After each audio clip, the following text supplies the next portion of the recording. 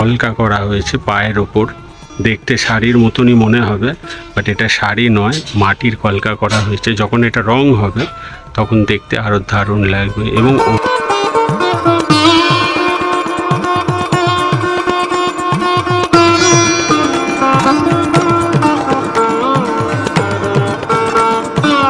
বন্ধুরা, তোমরা হয়তো এই কথাটা শুনে থাকবে যে রথ টানলে দুর্গা আসে, তাই রথযাত্রার মধ্যে দিয়ে শুভ সূচনা হয়ে গেল দুর্গা পুজোর।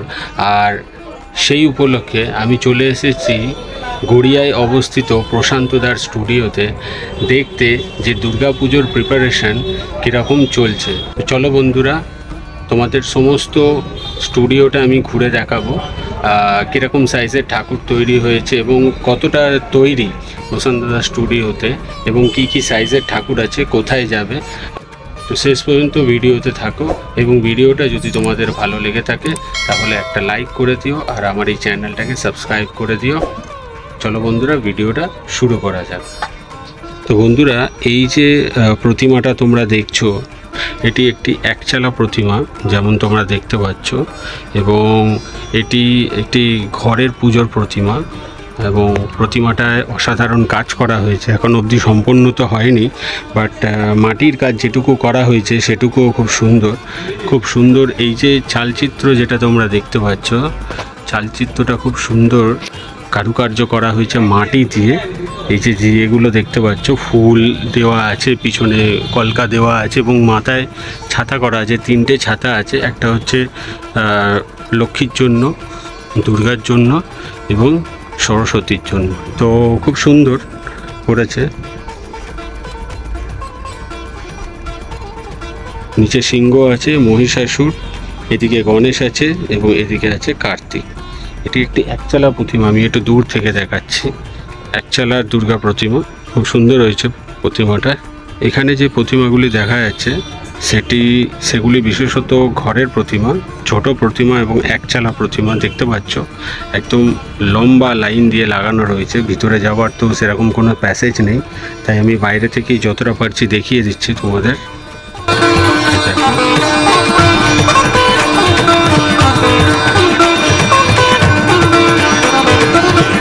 এটি একটি বড় সাইজের প্রতিমা।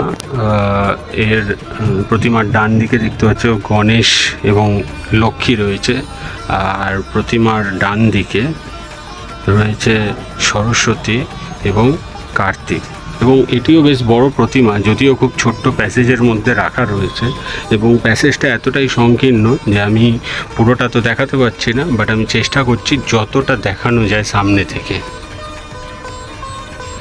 এই হচ্ছে মায়ের প্রতিমাটা, তোমরা দেখতে পাচ্ছ চালি প্রায় ঠেকে গেছে। এখানে মোষটা দেখা যাচ্ছে, যেটা মোষ হয়, মোষ হচ্ছে বেসিক্যালি মানুষের রূপে আছে, আর এখানে আলাদা করে একটা অসুর অলরেডি রয়েছে। তো এখানে মহিষরূপী অসুর রয়েছে এবং মহিষাসুর রয়েছে।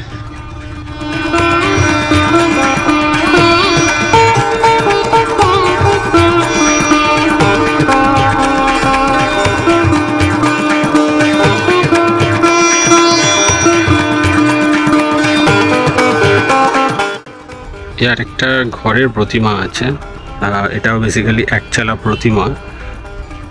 এই যে প্রতিমাটা এখানে দেখছো একই চালির মধ্যে রয়েছে, খুব সুন্দর লাগছে এই প্রতিমাটাও। এখানে রয়েছে কার্তিক এবং সরস্বতী, আর এই হচ্ছে মা দুর্গা, আর এখানে আছে গণেশ এবং লক্ষ্মী।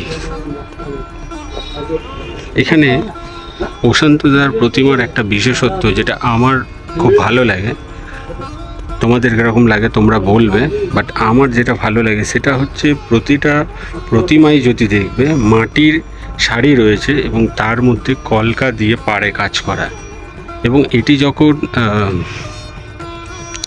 এটি যখন রং হয়ে যাবে তখন এটি দেখতে অপূর্ব লাগবে। তো এটা প্রশান্তদার প্রতিমার বিশেষত্ব, এটা আমার সত্যিই খুব ভালো লাগে। আমি শিওর তোমাদেরও ভালো লাগবে। তো আমি অবশ্যই জানতে চাইবো তোমাদের কমেন্ট, তোমরা কমেন্টে অবশ্যই জানিও যে তোমাদের কীরকম লাগে এই যে মাটির শাড়িতে মাটির শাড়ির যে কাজ করা এবং তার উপর যে রং করা হয় সেটা দেখতে বেশি ভালো লাগে, নাকি যেটা এমনি শাড়ি পরানো হয় সেই শাড়ি বেশি ভালো লাগে? তো এটা তোমরা কমেন্টে জানিও আমাকে।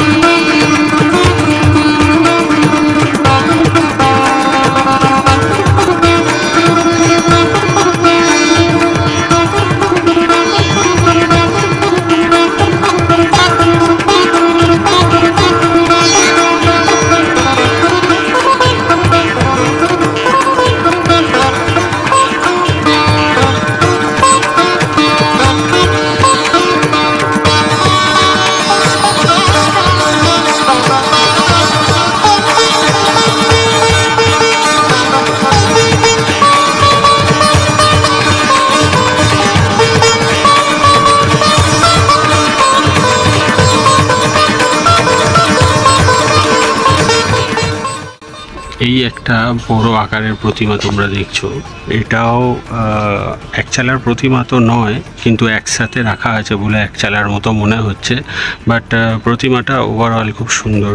একবার প্রতিমার মুখটা তোমরা দেখো, কি দারুণ। এবং এখানেও মাটির শাড়ি রয়েছে, তোমরা দেখতে পাচ্ছ। এই যে কলকা করা হয়েছে পায়ের ওপর, দেখতে শাড়ির মতনই মনে হবে, বাট এটা শাড়ি নয়, মাটির কলকা করা হয়েছে। যখন এটা রং হবে তখন দেখতে আরও দারুণ লাগবে। এবং ওভারঅল যে মাটির কাজ করা হয়েছে, বিশেষত ঠাকুরের যে মুকুট, সেটা তো অসাধারণ লাগছে। সিমিলার মুকুট তোমরা লক্ষ্মী এবং সরস্বতী দুটোতেই দেখতে পাবে। এবং এখানে অসুর সম্পূর্ণরূপে শুয়ে রয়েছে এবং অসুরের এক পায়ে সিংহের থাবা রয়েছে এবং আরেকটা পায়ের হাঁটুতে সিংহ কামড়ে রয়েছে। খুব সুন্দর লাগছে। ওভারঅল যে গণেশ, এই যে গণেশটাও খুব দারুণ লাগছে। সরস্বতী, লক্ষ্মী, দেবী দুর্গা সবারই এরকম পায়েতে কাজ করা হয়েছে, মাটির সম্পূর্ণরূপে কাজ করা হয়েছে। আর ইউএসপি যদি বলা যায় তাহলে আমি বলবো যে মুকুটটা অসাধারণ। মুকুট দেখো, তিনটে প্রতিমারই মুকুট অসাধারণ লাগছে।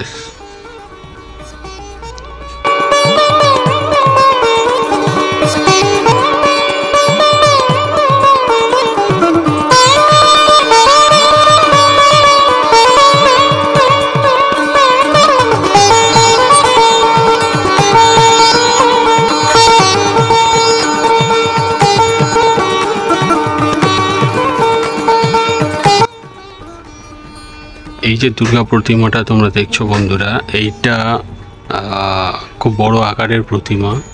উপরে চালচিত্রের কাজটা যদি একবার দেখো তোমরা, মাটি দিয়ে সম্পূর্ণ কাজ করা হয়েছে এবং কাজটা কত ইউনিক।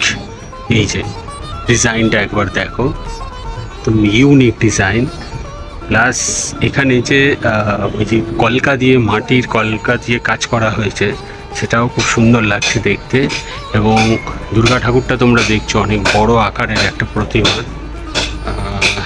এই হচ্ছে গণেশ, লক্ষ্মী এবং সরস্বতী আর কার্তিক। এই ঠাকুরটা অনেকটা দূরে যাবে, আমি জানতে পারলাম যে এই ঠাকুরটা যাবে দুর্গাপুরে। তোমরা বুঝতেই পারছো এটা খুব আগে ভাগে বেরিয়ে যাবে, কারণ দুর্গাপুর অনেকটা ডিস্টেন্স। তো দেখো বন্ধুরা,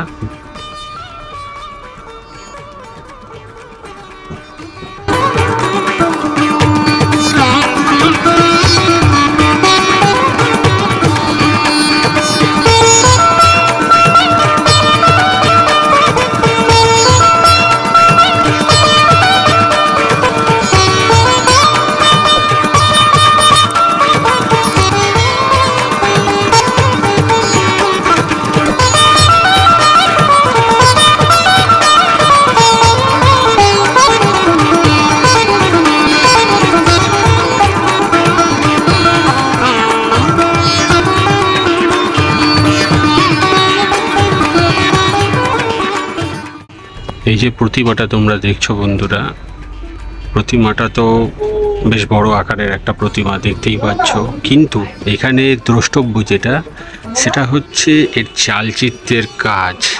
একবার এই কাজটা দেখো তোমরা, অসাধারণ। এই যে কলকা মতো দেওয়া হয়েছে, কি দারুণ লাগছে। একবার কাজটা দেখো, প্রশান্তদার হাতের জবাব নেই, সত্যিই জবাব নেই। একবার চালচিত্রটা দেখো, দারুণ চালচিত্র।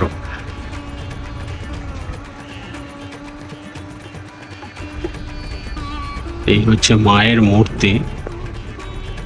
এই চালচিত্রটা যদি দেখো, এই যে পিছনে কুলোর কাজ করা হয়েছে, মাটির কুলো দিয়ে, মানে ডাইসে, কুলোর ডাইসের কাজ করা হয়েছে। এখানে কলকা দেওয়া হয়েছে, ফুল দেওয়া হয়েছে, কিন্তু সবথেকে দারুণ যেটা লাগছে সেটা হচ্ছে এই পিছনের ব্যাকগ্রাউন্ডটা। একবার দেখো, এটা যখন রং হবে তখন বুঝতেই পারছো তোমরা কি দারুণ দেখতে লাগবে।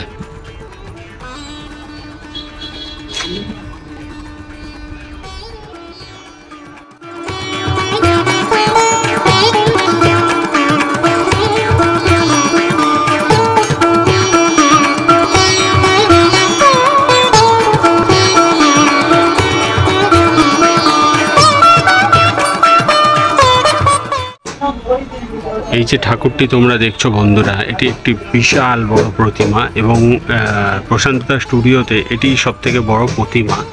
চালচিত্র ওইটাও বড়, বাট ওটার থেকে এটা সামান্য একটু বড় আছে সাইজে, সামান্য একটু বড় আছে সাইজে।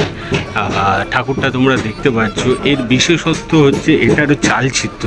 একবার চালচিত্রটা তোমরা দেখো, কি বিশাল মাপের চালচিত্র, এবং পুরো চালচিত্র জুড়ে ফুলের কাজ করা হয়েছে। এই যে তোমরা দেখতে পাচ্ছ, ফুলের কাজ করা হয়েছে পুরো চালচিত্র। আর এখানে এই ব্রিক্সের কাজ করা হয়েছে, যেখানে দেখতে পাচ্ছ এই ব্রিক্সের কাজ করা, যেখানে লেখা আছে দুর্গা বলে। দেখো,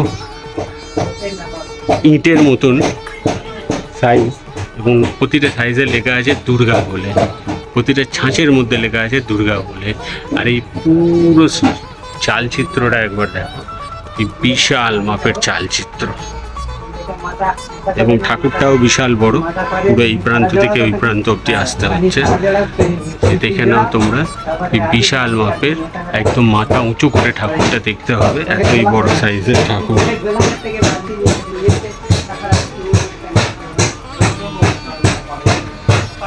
আমাকে দূর থেকে নিতে হচ্ছে, কারণ কাছ থেকে আমি নিতে পারছি না, জায়গা খুবই সংকীর্ণ আছে, তাই দূর থেকে আমি এটা নিচ্ছি। দেখতে পাচ্ছ, এই হচ্ছে গণেশ, এই হচ্ছে লক্ষ্মী, আর ওই দিকে আছে কার্তিক এবং সরস্বতী।